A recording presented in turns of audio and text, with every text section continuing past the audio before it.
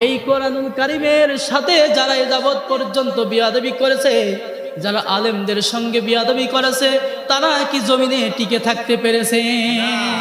পেরেছে? তার বাস্তব প্রমাণ হলো বাংলাদেশের বিখ্যাত বিশ্বনন্দিত তাফসীর কারক মুফাসসিরে কোরআন মাওলানা মরহুম দেলোয়ার হোসেন সাইদি সাহেব, তিনি একজন দ্বীনের দায়ী ছিলেন। কি ছিলেন? দ্বীনের দায়ী ছিলেন। 50 বছর কোরআনুল কারীমের দাওয়াত মানুষের কাছে প্রচার করেছেন।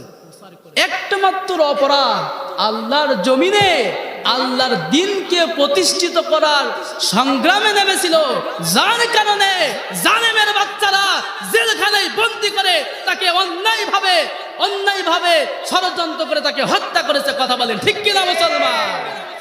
আমরা ভুলি নাই, সব মনে আছে।